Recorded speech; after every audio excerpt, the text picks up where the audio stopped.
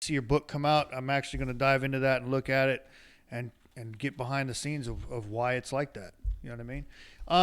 So I want to start by giving a plug to Ryan's House for Youth. This is a Island County nonprofit organization based in Coopville.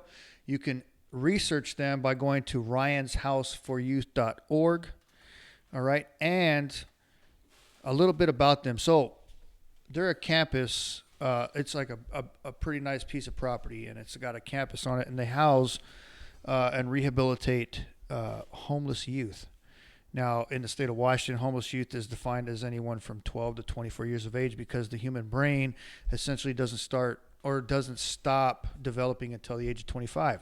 So they're now considering people under the age of 25 youth, which is great because it opens that door for those programs for those individuals.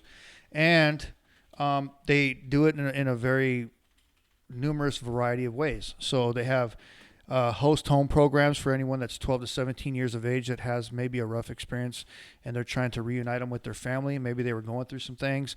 You can qualify for this yourself if you wanted to house a 12 to 17-year-old child and pretty much, help them get through, go to the same school, show them a better experience in life until their parents or their guardians can actually be able to take care of them again and reunite them. It's really special, Also, they have a on-site housing and job program kind of thing that's for 18 to 24 years of age, and that's pretty much for people in the community that doesn't really have anywhere to turn to, and that can even mean like friends sleeping on friends' couches. That'd be actually considered a homeless person in the state or a homeless youth. You know what I mean? If they're bedded down with one of their friends in their house. Of course, these kids all suffer from adverse childhood experiences and trauma. They are in total demand and need of support and volunteer support, that is. You can go to their website. You can apply. And also, if you don't want to apply to if you want to apply to give time, but you can give something to help facilitate their program, they have a current list of needs, which is in their featured opportunities thing. Right now for food, they need milk, meats for cooking, veggies, fresh veggies, lunch meats, cheeses of all kinds, baking items that they can use. And then they have also wish lists that you can look at Amazon.com registry. This is all going to that program to facilitate the youth. So it's not going, it's a nonprofit organization. Like I said, all this stuff is donated. Also, they can use scholarship stuff, use cell phones, laptops, anybody that can provide legal assistance for youth. That's a huge thing, for troubled juveniles that might be going up for juvenile court or something like that, to get an actual look at what they would need to be able to fight a case.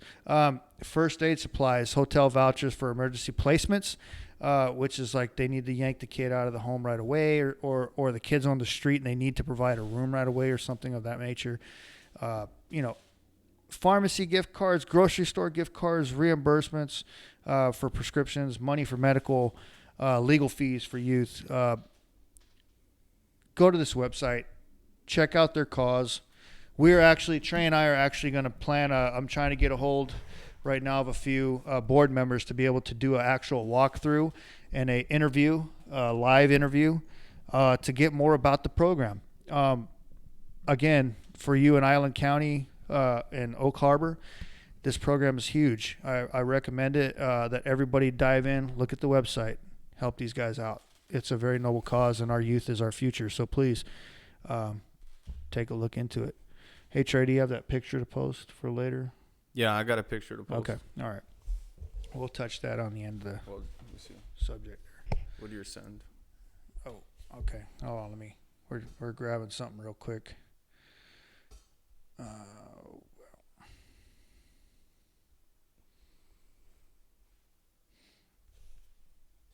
Okay, so when we started talking to Josh, we started talking about masks, and you heard the story that I shared with you about my experience last week, as a matter of fact, to, again, the man with 1,000 masks, as I like to call it, is me. is Trey, is a lot of us that are out there listening right now. We portray this perfect image everywhere we go. You know, we're the stand-up guy here at work. We're the stand-up guy at church. We're the stand-up guy here, you know, doing this. And we're the stand-up father. We're the stand-up anywhere your employee or stand-up volunteer. I mean, you name it, we're the stand-up guys for it, right? All of us out there. But what are we really hiding from? You know what I mean? What do we really got under our belt? What's in our conscience that we hide from every day that just tears us apart? That's what we wanted to dive into today, and I think that we really dove into some good stuff earlier. Now we're going to get just a little bit deeper in the weeds of why we wear masks. So Trey, why do you wear a mask? I wear a mask to hide what's going on inside me. What I used to do, or at least what I used to do, is be drunk all the time in this house with everything going on with Melanie and my own investigations and everything else. I would just hide in here and hope that I wouldn't run into anybody, and hope I wouldn't have to do that mask because it's vulnerability.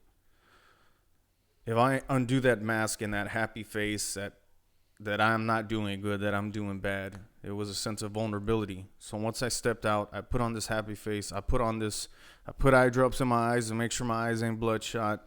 I brush my teeth, make sure I drink some water and eat a meal, and make sure I don't smell like alcohol or smell like I look like a bag of ass. But no matter what, people can see through that thing. They can see through that mask. They know something is going on with you, no matter what, no matter how much you try to hide it. And I think people wear these masks, like we're calling them, is to hide what truly is going on inside of them. And what I've came across is once you let that go and you release, you find out everybody else is doing the same thing. Everybody else is fronting in some type of way. They're hiding something. And I'm not saying go out there and tell everybody your business. That's not what I mean. But for us that are truly going through a lot of shit, you got to express it. You don't have to be all out all the time. But if you talk to somebody and anybody and take off that mask and be like, look, man, this is really what's going on with me, it helps. I agree 100% that it helps. Because you go out there, you go to work, and you're like, oh, I'm the chief. I'm the chief at work. I got to put on that mask. I got to be tough for my guys. I don't have any problems with me. Other brothers see you doing all right? I'm doing good, man. I'm doing better than you. What do you mean? No matter what, people hit you up. You doing all right? I'm doing good. You never want to release that for some reason. It's just built into you because of the vulnerability. And, you know, you got to be that dad. You got to be that father. You got to be that husband. But what's going on inside? What's going on inside that closed door? You know what I mean? What are you doing on the internet when nobody's around? Like Josh was saying, pornography, chasing girls like you're not supposed to be doing, drinking alcohol way too much during the week. It's all things that we're hiding that's going on inside, and it's all about vulnerability. Yeah, it's true. I mean, it's hard. It's hard to wear my mask some days, I'll be honest. So my mask started when I was a child. You know what I mean? Like Josh was saying, a lot of us are exposed to trauma at a very young age. And I believe that I had the blank copy of that mask when I was a kid, and I started painting it to my own perspective at a very young age. My dad, he didn't have custody of me right away. And I was born, my dad was in the Army, so he was in Germany. Mm-hmm. I had some stepfather that really didn't want me. And the earliest recollection of trauma was me in a closet with the door shut on me in the dark, and that was pretty intense, especially coming through EMDR with it and getting a lot of those details back of why I was there, having seen the toys, busted on, the dude took all my toys tray and broke them all into pieces, broke one on my head and threw me in a closet and shut the door. You know what I mean? And then shut my room door. And all I could hear was my mom and him screaming, and that wasn't my real dad anyway. You know what I mean? So I thought that I was over with that as soon as my dad came home, but that was how I started to paint my masterpiece, Mm-hmm. if you will, of a mask. Further childhood trauma, you know what I mean? Sexual trauma added certain aspects and key features to that mask. Trauma that I inflicted on others, you know, like instead of protecting myself at one point, I actually turned into the violator, if that makes sense. Yeah. And I started lashing out, and I started hurting other kids at school. You know what I mean? Just because, hey, I'm not going to let anybody hurt me anymore, right? And that helped me paint a picture behind, a further little memoir into my mask, and then getting into the military itself, and girlfriend drama and, all that kind of stuff. It just helps chisel and paint and perfect this beautiful mask that nobody can see through, or you think that nobody could see through, right? I think the hardest part of that mask right now for me is actually being a senior leader in the military. Senior leadership, the biggest key takeaway I could say about senior leadership is if you're not in the right state of mind, if things ain't right at home, then it bleeds through you when you get to work. No matter what you try to do, it's going to bleed through. No matter what mask you put on, you could put the mask of anger on, or that stone face mask, or however you portray it to the people that work for you, or even your family members that wake up with you every day. They can sense that you're lying right through your teeth. And that's dangerous. I used to do that, and now, I used to do that so bad to where the point where if a day, like I'd go to work and I'd just be trembling, like I'd be in the middle of a panic attack and I'd be issuing orders and everything. And I could remember people talking to me, and I swear to God, I didn't recollect anything that they were saying, but I was rogering up and smiling, and it was portrayed like I was there. I think that I actually fooled a lot of people sometimes. I really do. But I would take off home and I'd go crash, man. I'd be so depressed or so like I'd go crash and I go to bed. You know what I mean? And it's like, because it's a lot. Because I remember myself coming home, and Melanie already knew I needed a nap. I needed to come home and just take a nap to escape, to go to bed. That's what I love. I love to go to sleep because it feels so much better afterwards. Because of that whole day of putting up this front of something you think that you are or that you have to be, and it just doesn't help. Like I got Sean Trejo, one of my boys from back home, back in Alice, Texas. He said it's because people don't want to be judged. We hide behind it. That's the reason why we hide behind it, because we don't want to be judged. And then Chris was just saying a comment too. He just put a comment that's totally accurate. Is we think that nobody's going to understand through the mask. You know what I mean? Like we think that nobody is going to accept us when we pull that mask off. It's almost like thanks, Trey. It's almost like watching the Phantom of the Opera. Remember how he had his face covered? Yep. And he was afraid. The whole fear was to take that off, because as soon as people saw his face, they were going to get freaked out and run away from him. Yep. Right. Same aspect with us. But yeah, pride's involved. Humiliation could potentially be there that you're worried about. Shame of what you're doing. A lot of shame. But yeah, Chris, you're absolutely right. When you pull that mask off, it actually toughens your skin a little bit, because you'll see that other people are in support of you. It makes you more resilient. And then it also makes you a better leader and a better husband and a better, community member, like you said in your statement.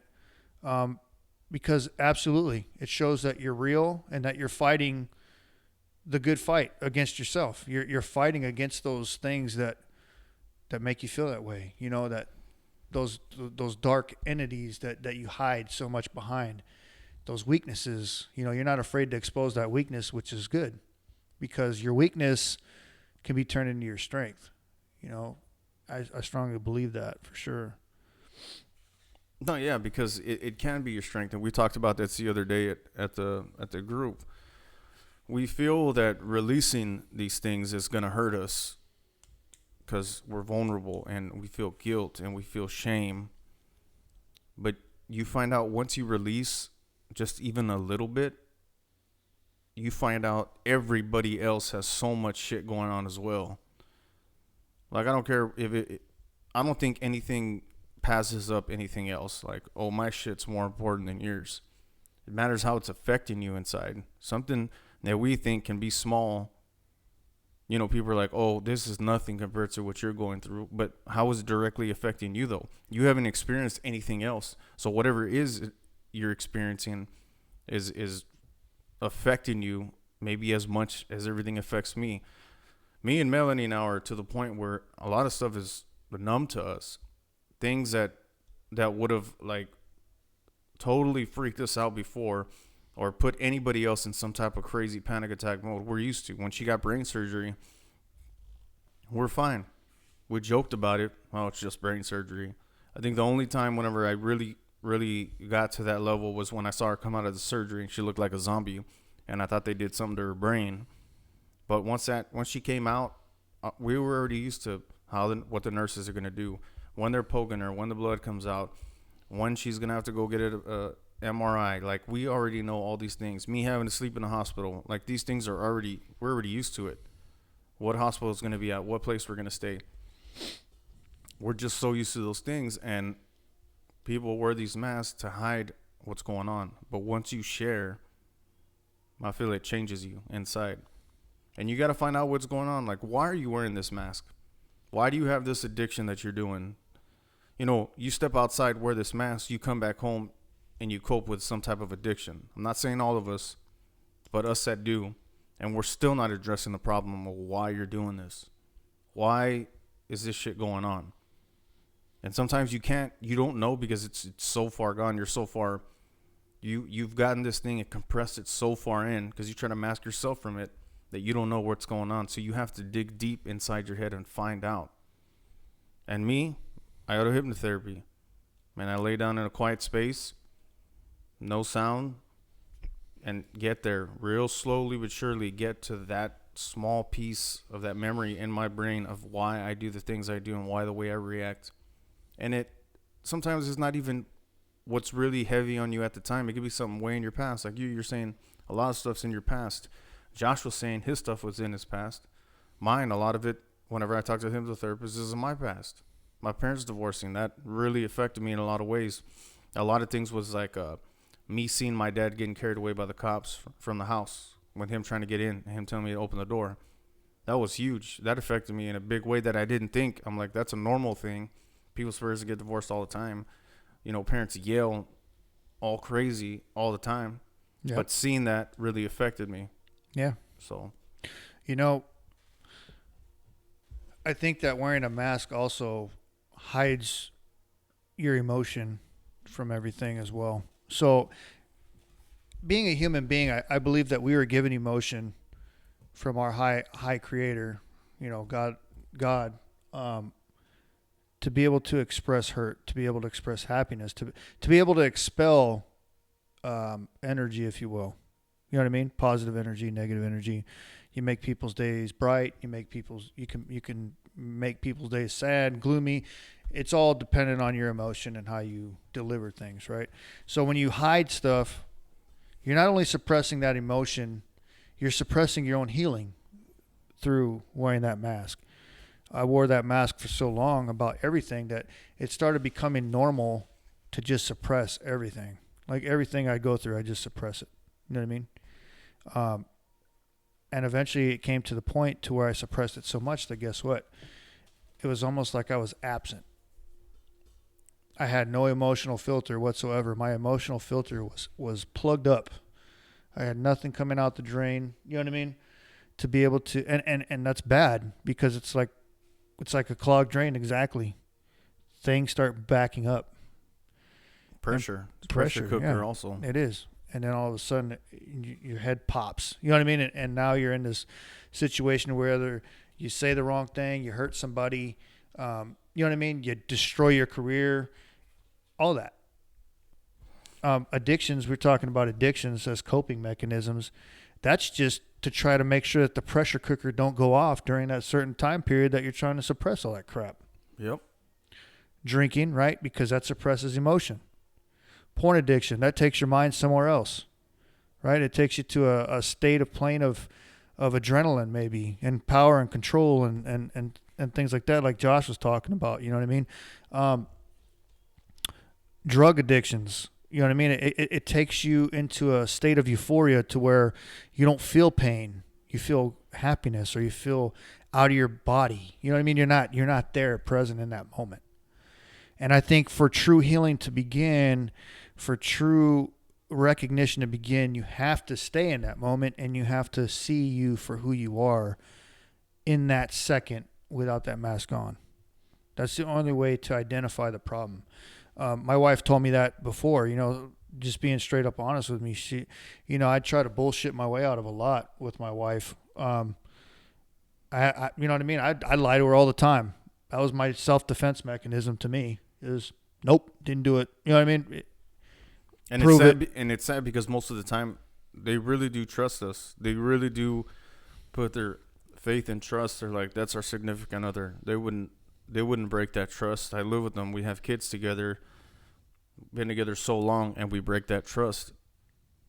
It's a sad thing. You know, I've done the same thing. I've broke that trust as well many times before. Many times before. Yeah. So you break, you know, and that was my self-defense mechanism, 100%. You know, but she would tell me straight up, you can't bullshit me, you know. You can't bullshit yourself. One of these days, you're gonna have to get your shit together, or you're gonna end up alone by your fucking self. Yeah, I've heard that speech. And you're gonna be sitting on a couch, you know what I mean, or in here by yourself, sulking in your own fucking sorrow, because you choose to, because you want to wear this mask like nothing's fucking wrong, when in fact it's right here, bleeding out in front of you. Just like if you were to cut your wrist right now, and you see the blood pouring, it's the same way, but only in a mental aspect of it. You know what I mean? It's like this whole week I've been thinking about it. Well, not this week, but for a couple weeks already, I've been thinking about it.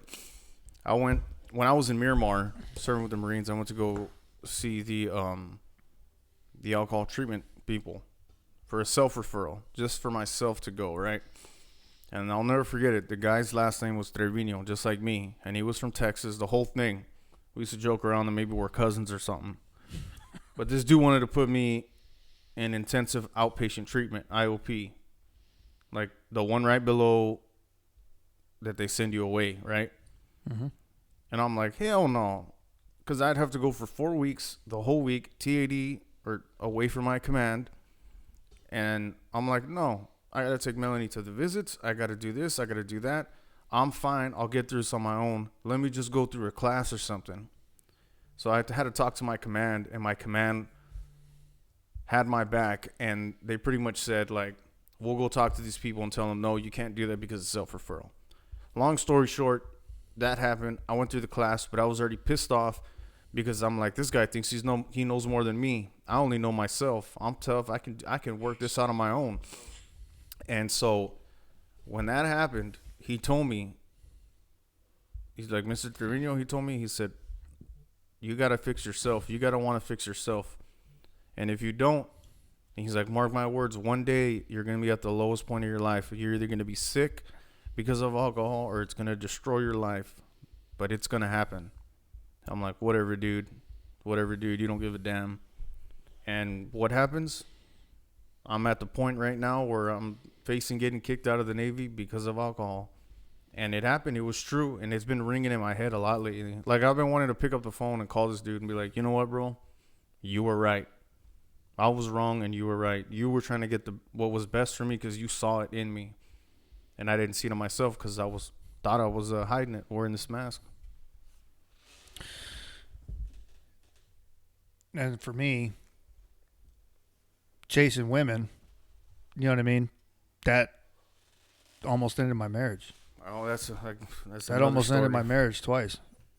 Like, and I say twice, and probably everybody's out there like, like wondering, like, well, shit, why did she even stick with you the first time? Because sometimes I think about that too, But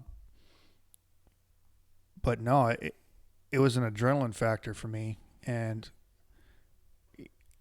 I don't know what in the heck possesses us sometimes to do what we're doing.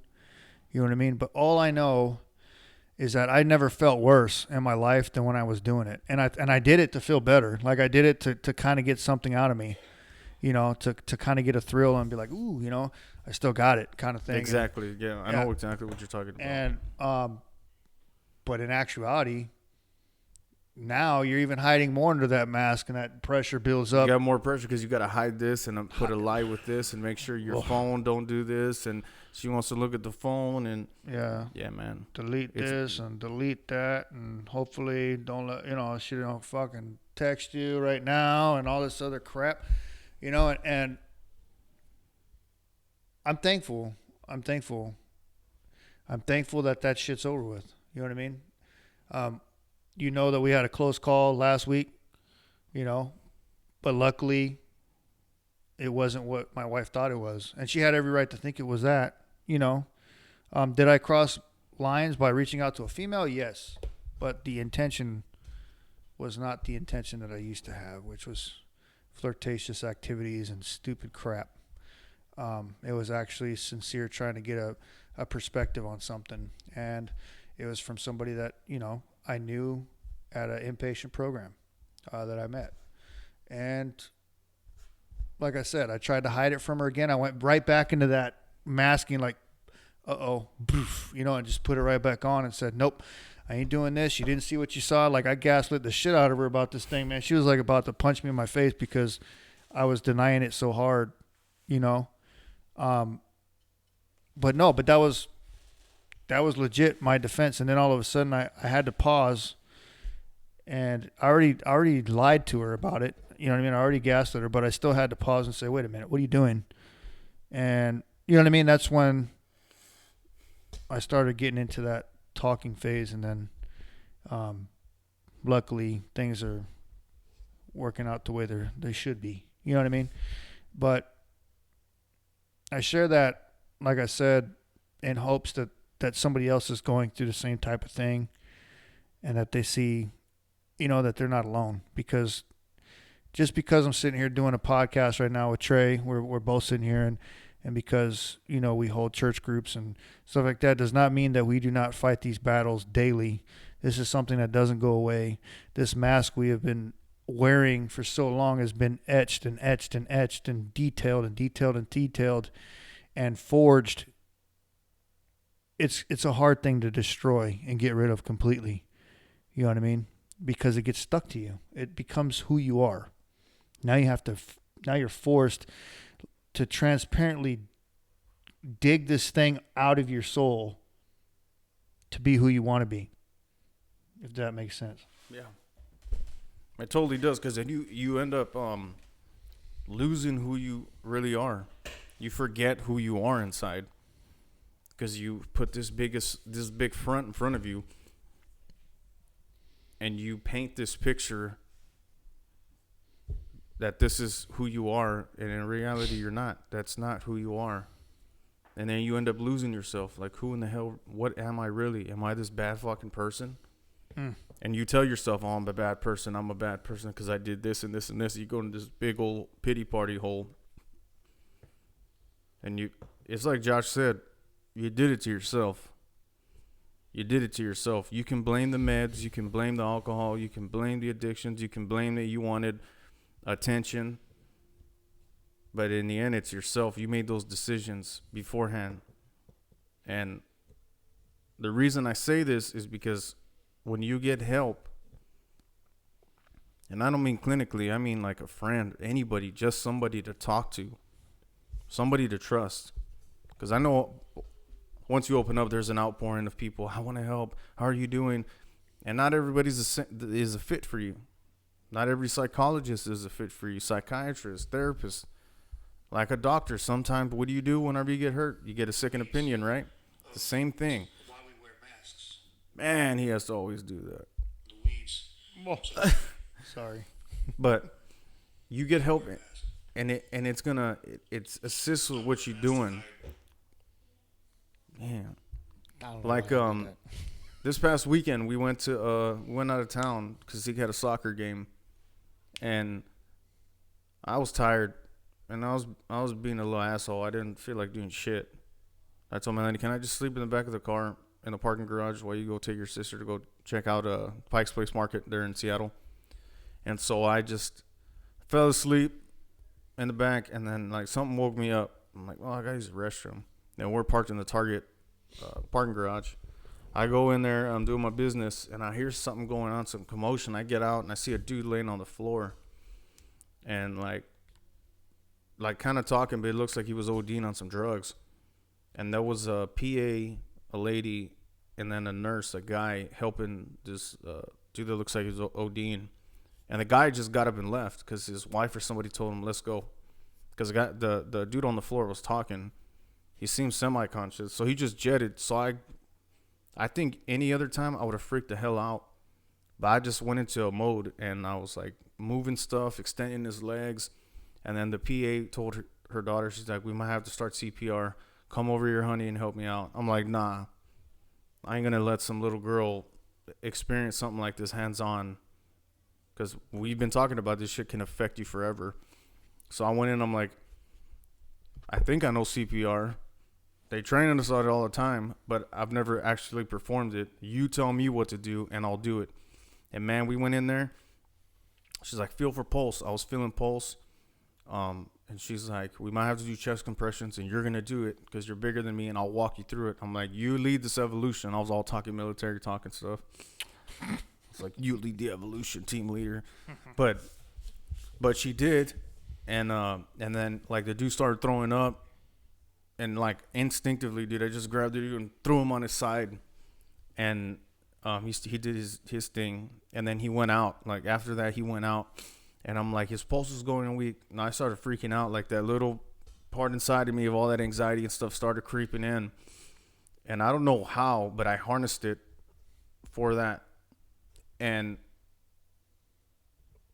I'll keep on going through a bit, and I'll talk about it at the end. But it's going through my head like, wow. His pulse started going weak. And then the dude just started doing these breaths like he was dying. He was like, and I was like, and I saw like his face just go dead, man, like dead, and no pulse. And she's like, "Start doing chest compressions." And I got on dude and started doing them. I don't even remember most of it. I was just counting them to her, and she's like, "All right, he has a pulse. You can put him back on his side."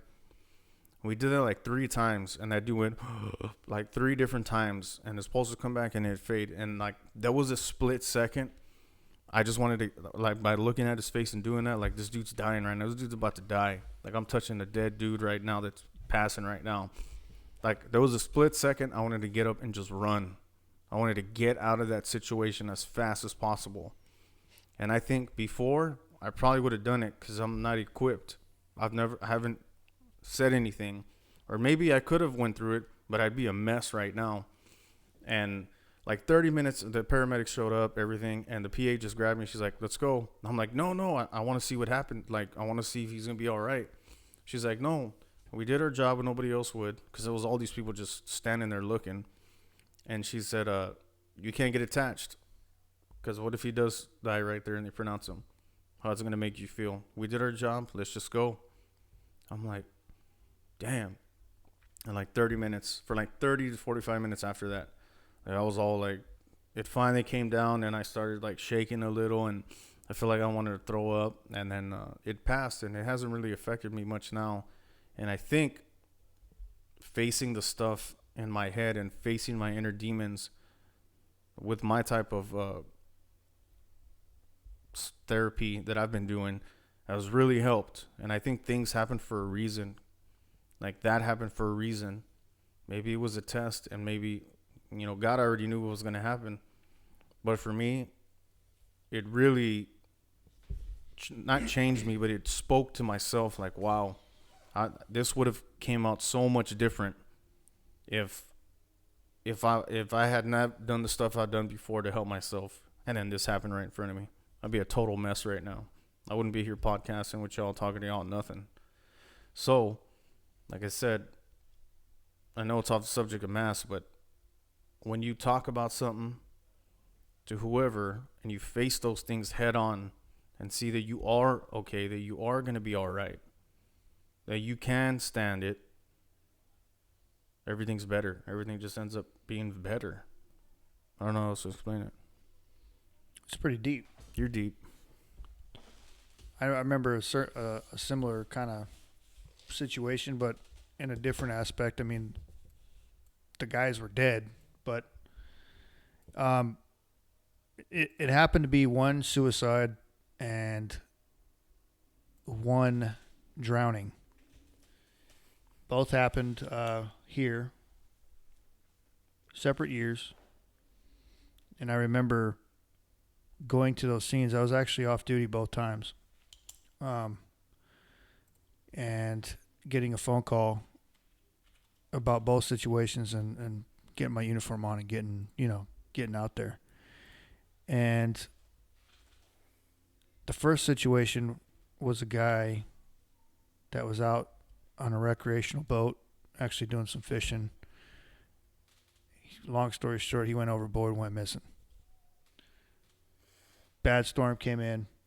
We had him on a good search grid for him. SAR had searched. Everybody was out searching for this guy for a week straight. Couldn't find him. Week 2 hit. Big storm came in. Surge pushed, and he washes up. And I had one of my patrol sections at the time, because we only had 2 chiefs there and security.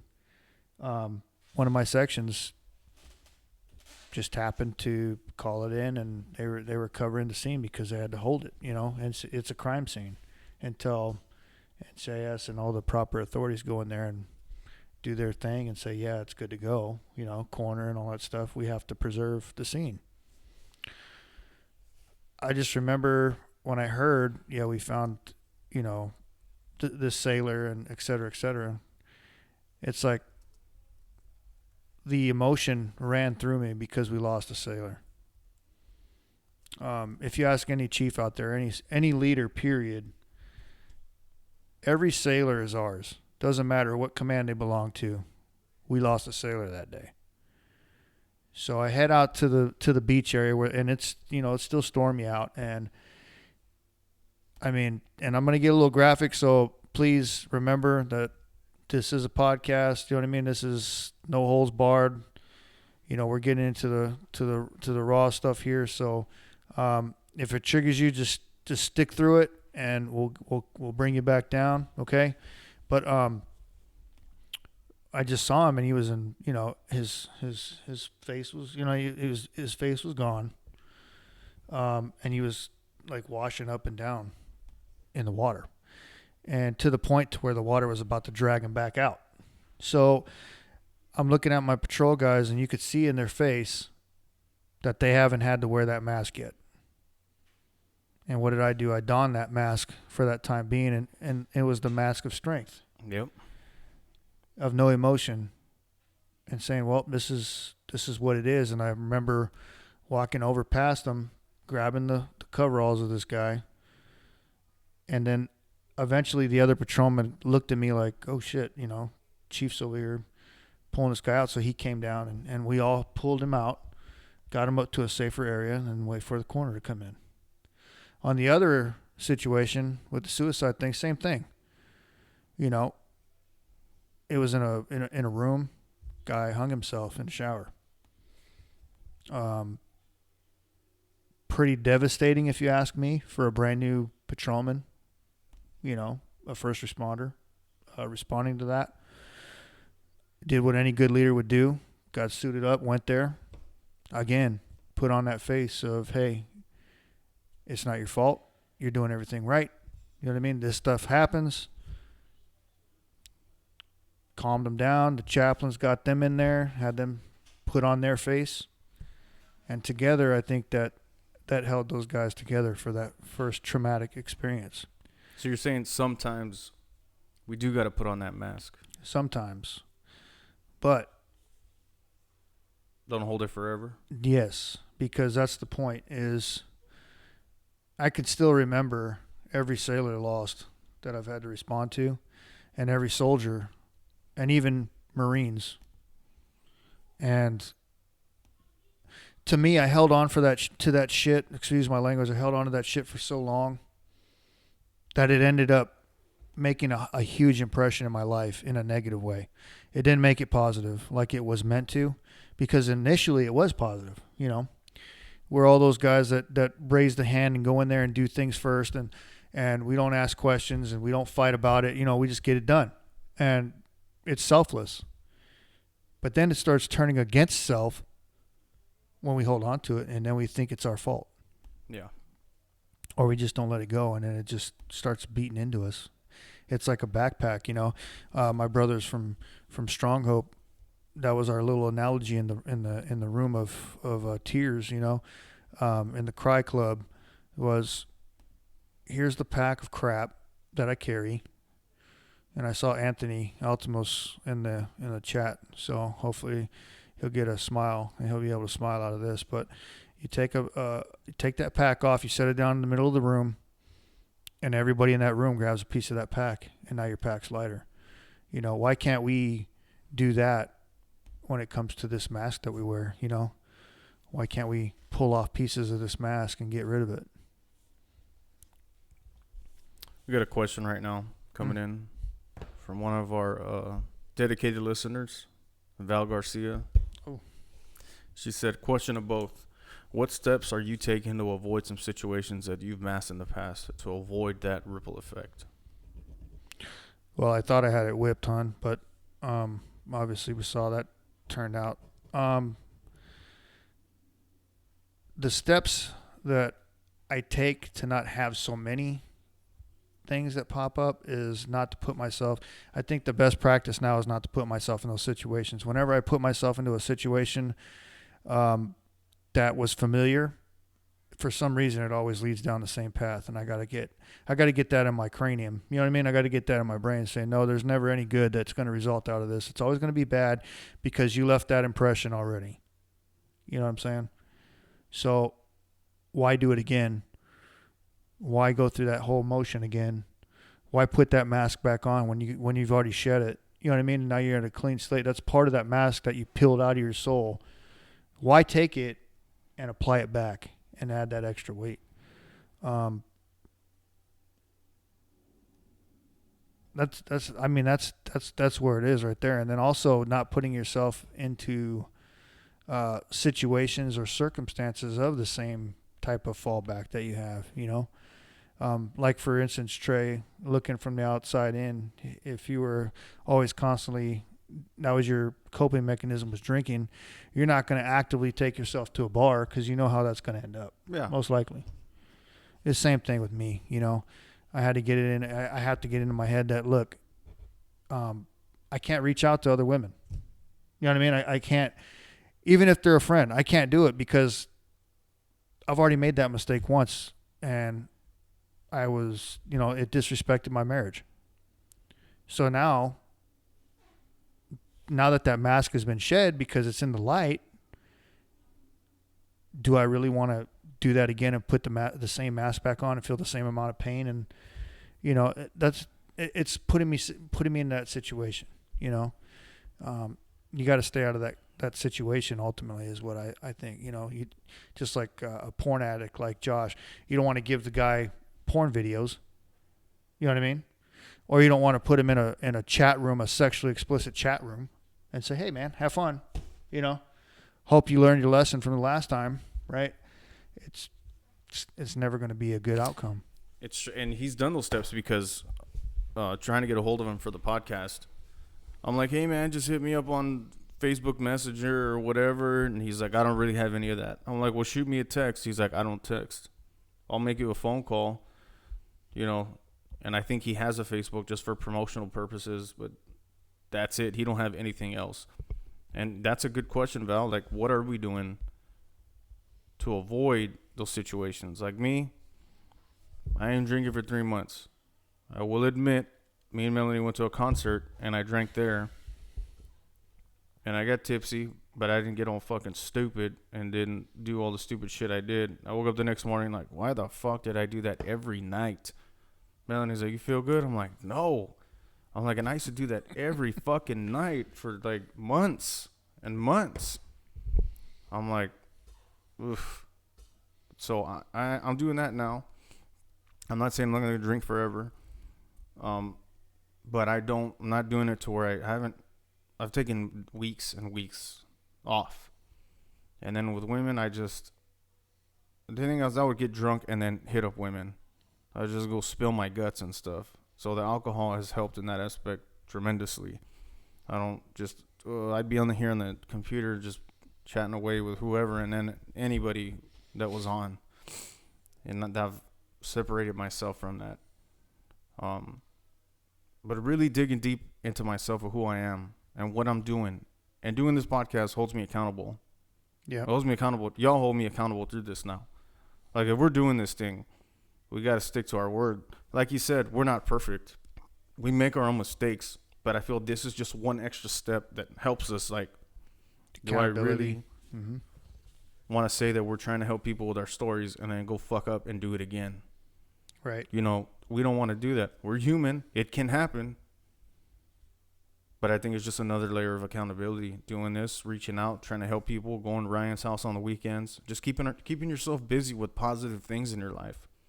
And transparency. I mean, out of all people, you know, she's taught me that it's better to be transparent than try to hide behind a lie, because it's never really working out for you. All you're doing is continuously lying at that point, because then you're lying after lie after lie after lie to try to cover up the other lie, and then it's just like, and then you talk about destruction. That's like total destruction. You know what I mean? When it was a simple, hey, you know, I need to talk to you for a few to get a, you know, and or whatever, and just coming out with it and saying, yeah, I hit her up or whatever, and this is why, and we were in a bad spot, and I shouldn't have done it. You know what I mean? And leaving it at that, and letting the person be the judge of that. You know what I mean? Yeah, Melanie used to tell me, because I'd go and I'd delete messages, and they were like not even bad things. And she'd be like, I know you deleted it. Why'd you do that? I'm like, I don't know. Right. We're almost done, babe. And she'd be like, if you would have just told me, I'd be way more better than it, than you just deleting it. I'm like, well, it wasn't nothing, so why are you mad? And she would say, because you try to lie. You try to cover it up. Yeah. Would you like to come and share with the audience, my love, about that story? That's, She said she may scare listeners away. and it's truth, though. I mean, that's why we're doing this podcast, though, because we're living proof of, you know what I mean, of everything we're talking about. We have done it. So our stories sometimes are identical. You know what I mean? Me, not the drinking part, because I was kind of like, I don't know. I never really got into that. I mean, there was sometimes I was like really fucked up, but I never got like, you know what I mean? It wasn't a coping skill of mine. I like alcohol. Yeah. See, mine was just other things. You know what I mean? Just the chase, man. That's all I could say is that's what it was. Just looking and analyzing, because you have to self-analyze to pull that mask off and say, all right, what am I going to, you know, what is it underlying that's keeping this mask on? And at the time it was just the adrenaline rush of the chase, and that wasn't healthy. And I knew that in order to fix myself to be a better person, because ultimately I have to fix myself to be a better person for my wife, then I have to find a way to control that adrenaline rush to strip that mask. You know what I'm saying? Yeah. Well, guys, I think that's it's gonna wrap it up. I got one last plug. This is an important one. If y'all can, we're gonna put this on our website, or we're gonna put it on the page right now, and then I'm asking if everybody can share this. It's been shared before. I'll put it on here. There's a missing person His name is Thomas Robert Anderson. He goes by TJ. His date of birth is September 5th, 1997, and he went missing on October 1st of this year. He was last seen in Richland, Washington. His appearance and distinguishing marks are he's about 5'11", so he's tall, 170 pounds, slim build, brown hair, hazel eyes, cross tattooed on all finger knuckles. Occasionally wears the stud earrings. If you have contact or any information, please contact Robin Jenkins at 360-441-5918. Once again, that it will be Robin Jenkins, 360-441-5918. This dude right here, you can see him. And they'll put it up on We'll put it out on there. on the podcast site. And then one final note for me about masks. Just remember that the mask that you wear prevents and blocks everyone else from knowing and accepting the real you. I'm proof of that. I've done it. I'm telling you right now, if you're a Christian, it also prevents your relationship from building with your inner peace, which is God, Jesus Christ. Take care of it. Shut it off. Expose yourself to the ones you love, and eventually you'll be able to expose yourself to the greater audience for the greater good, to help humanity be what it is and what God intended it to be. I appreciate you guys following this podcast. I appreciate all the listeners, the viewers. Please share, because our voice is as strong as you make it. All right, we're trying to reach those guys that possibly need to hear this right now, right here. Please, in your own way, look out for those that are less fortunate. Think about those in their time of need. Also, think about guys like Josh Shea that are rehabilitated. They're trying to make a difference in the world. Don't be judges, guys. Don't be hypocrites either. We're all out there trying to help each other. Let's make sure that we all get to the finish line together. You know what I mean? So I just want to give you my sincere appreciation. Thank you for what this podcast is becoming. And we look forward to the next episode. I think I'd like to try to get a little sneak peek in there about caregivers. I think it's time for some caregivers to give their stories about how it is exactly and how they get through day to day dealing with idiots like us. Yeah, that'd be perfect. That'd be perfect right there. That'd be nice for the next week. Yep. So we have a bunch of episodes coming up. I'll be shooting off probably like 3, maybe every other day this week, because we just had one. We had one right now, and we had one a couple days ago also. So I'll be shooting them out. Still working on the website. On Apple Podcasts, we were on the 3rd column when you search PTSD. Like if you go on Apple Podcasts and you put PTSD, we're on the 3rd column now. So that's because of y'all. Appreciate it. Keep sharing away. Share the podcast, share the video, share the YouTube. We're actually streaming on YouTube at the same time right now, so that's pretty cool. Shout out to my mom for giving all those plugs on us on her DIY videos. But yeah, we really appreciate it, guys. Tune in again next Tuesday. We're trying to make the time a little earlier to get everybody that's all the way to the East Coast to hear. But yeah, we appreciate it, man. So stay here next week and keep on tuning in. Peace.